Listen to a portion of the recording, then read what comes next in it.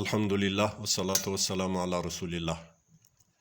د ما معززو مؤمنانو ورونو او مؤمناتو خوندو، السلام علیکم ورحمة الله. ولی چاته ویل کیږي؟ ولیان د الله څوک دي؟ بزرگان او خدای ته قبول خلق کوم خلق دي؟ مرتبه یې څه دي؟ تعریف یې څه ده؟ او نشانات یې څه دي؟ دا درې شیان راځي د الله له کلام او د الله له قرآن زده کړو. د سورة یونس په 2 3 4 آیتونو مبارکانو کې هم دغه الله د ولیانو رتبه او منزله او مرتبه ښودل سوي، هم تعریف او پیژندګلوي سوي ده، او هم نشانات ښودل سوي دي. الله فرمایي: بسم الله الرحمن الرحیم، اعوذ بالله من الشیطان الرجیم. الا ان اولیاء الله لا خوف علیهم ولا هم یحزنون. خبردار مؤمنانو، یقینا ولیان دی الله هغه کسان دي چې دا 2 منزلته او 2 مقام دوی ته ورکړل سوي. کوم مقامات؟ اول، لا خوف علیهم، نسته هیڅ قسم ویره په دوی باندې. دوی ته د آخرت له راتلونکي منازلو له ذلقدنه نیولې تر وخته د دخولو د جنته پورې په دې ټولو مراحلو کې منازلو کې د هیڅ شي ویره دوی ته نسته. الله دوی ته د نجات زیری ورکړی.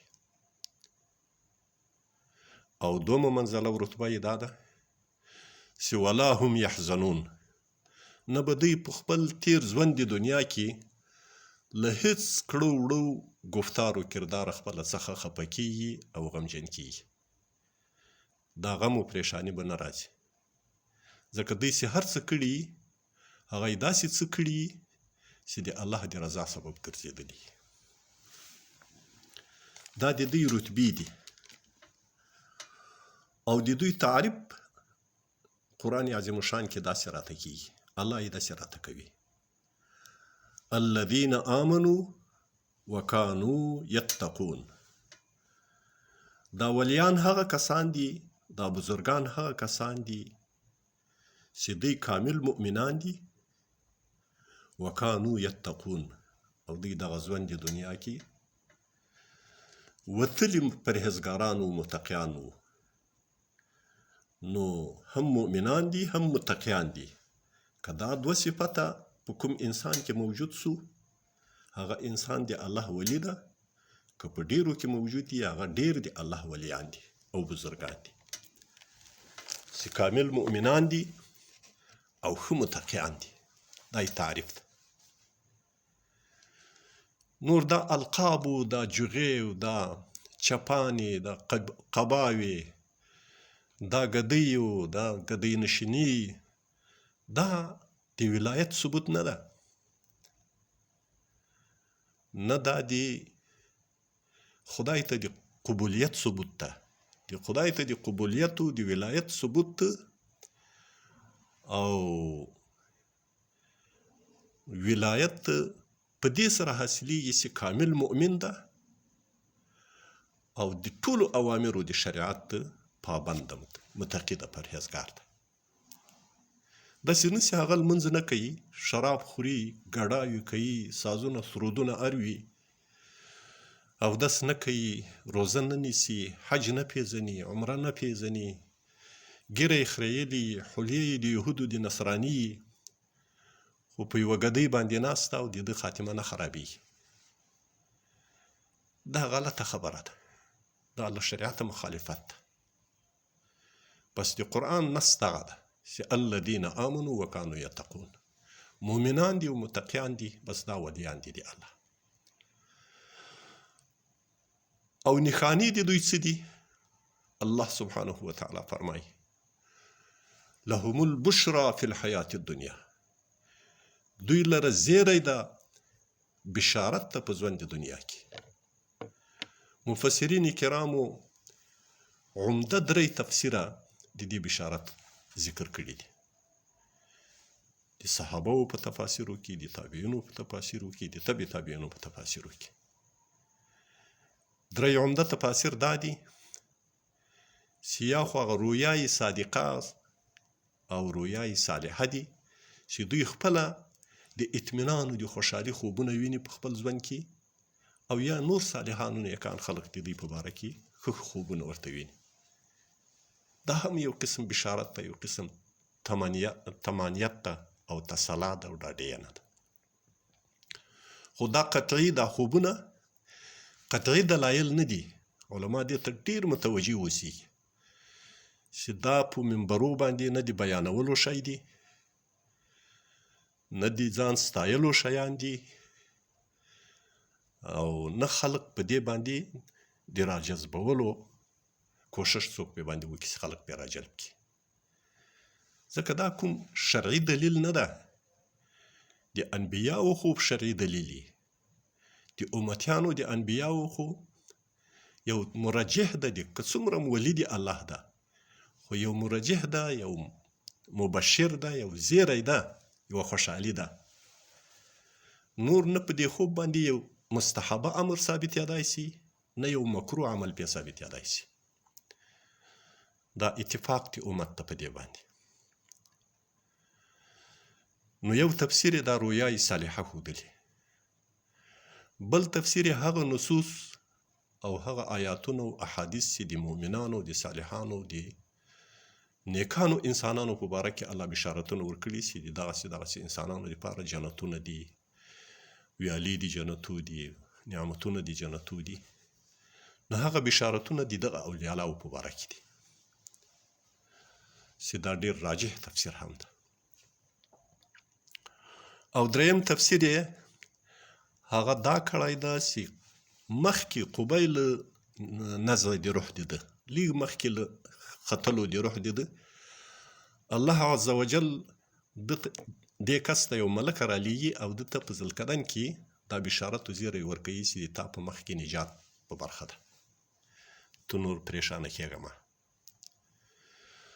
ابن عتیه رحمه الله او تفسیر طبري رحمة الله رحمه الله دا ډېر عمده مفسرین دي. خصوصا تفسیر طبري په صراحت سره لیکلي دي چې دا 3 سره بشارتونه مراد دي. په دا لهم بشرا فی الحیات الدنیا کې دا 3 سره بشارتونه مراد دي چې هم به دوی خوبونه ښه خوبونه ویني، هم د دوی په باره کې دغه نصوص قائل دي، هم به دوی ته په وخت نزع د ذوالقرنین کې دغه ملک خدای تعالی رالیږي. او بشارت اخروي څه شی ده؟ هغه جنت ته او نجات او خلاصون د جهنم څخه. او الله سبحانه وتعالى فرمایي چې لا تبدیل لکلمات الله، د الله د دې ورکړې منازلو، مراتبو، او د الله د دې تعریف دی اولیاءو د الله چې الله کړی، او د دې بشارتونو په باره کې چې الله څه فرمایلي، په دې کې به تغییر او تبدیل نه راځي. دا حق دی، د دې منل لازمي او فرضي ده په مسلمان باندې. ذلك هو الفوز العظیم. او دا ډیره بهترینه کامیابی ده. نو مؤمنانو ولیان اصلا دغه خلق دي. حضرت ابو اسحاق ابراهیم ابن ادهم رحمه الله چې د بلخ له شهزادګانو څخه و، او د 161 هجري قمري سنه کې تولد شوی ده. په خپله زمانه کې دی د اسلام او د مسلمانانو د اسلامي امت یو بهترین عالم، مفسر، محدث، فقیه او ولی الله. هغه مبارک فرمایي چې انسانان ډېرې دعوې کوي، ډېرې خبرې کوي، او زه ډېر څه تیر اروم، خو زه د هیچا خبره بې له 2 ګواهانو نه منم. هغه 2 ګواهان یو قرآن دی الله ده، یو سنت رسول الله دی. که د چا په دعوه باندې قرآن شاهدي ورکړه چې و د دغه سړي دغه دعوه صحیح ده دا د قرآن په دې نصوصو سره برابر ده او سنت او احادیثو د رسول الله شاهدي په باندې وویله چې دا د حدیثو سره تطابق خوري توافق لري نو بیا زه د هغه دعوه او د هغه خبره منم او ابوالفیض صوبان بن ابراهیم ذنون مصری رحمت الله علیه چې په 245 سنه هجري قمري کې د مبارک تیر شوی ده فرمایي چې د الله دی ولی خبرې ټولې د حق خبرې چې کله یې زبه چلیږي د حق ملغلرې ترې راوځي سپکې خبرې له خولې نه وځي سپورې خبرې له خولې نه وځي خلاف د دین او د شریعت خبرې له خولې نه وځي هر څه چې وایي په تل او په وزن د شریعت کې پخې او پرخې دي او کله چې ساکت یي د ده رنګ و حلیه او جسا جوارح دا د شریعت او د دین ترجماني کوي د ده قیافه د ده رنګ د ده جامه دا د نورو مسلمانانو سره موافقه یي برابره یي د سنت مطابقه یي او په لباس د شهرتینو باندې ملبس نه یي هغه چې رسول الله صلی الله علیه وسلم منع کړي څوک به داسې لباس نه اغوندي چې هغه د ډېرې بزرګۍ او د ډېرې تقوادارۍ او د ډېرې ولایت لرلو دعوه پکې ثابتېږي ځکه دی ته رسول الله صلی الله علیه وسلم فرمایي چې که چا همدغسې جامه واغوستله له سره تر نوکه دی دروغجن ده له سره تر نوکه یې دروغ په ځان باندې پیچلي دي نو نه به ډېره نفیسه جامه اغوندي له خپل قوم و خلقو رعایت څخه ممتازه او نه به ډېره خسیسه او ذلیله جامه اغوندي چې د تقدیر نشانه ده رسول الله صلی الله علیه وسلم ته به چې څوک ورتو له دې باندې به نوي خلق ورتلل او دی مبارک به په کوم محفل و مجلس کې ناست و نو چې ډېر به متوجه نه سو او پوښتنه به یې ونه کړه رسول الله صلی الله علیه وسلم یې په عامو صحابو کې نه پیژاند د دې دا معنا ده چې هر مؤمن هر مقتفي او هر پیرو د رسول الله صلی الله علیه وسلم به د رسول الله صلی الله علیه وسلم په نقشه باندې روان په جغه او په قبا او په چپان او په ګدۍ باندې څوک نه بزرګېږي بزرګي په ایمان او په تقوا باندې حاصلېږي د نړۍ هر غافل په اذان ویښوم زه بلال خوب ولی جهان ویښوم زه بلال خوب ولی جهان ویښوم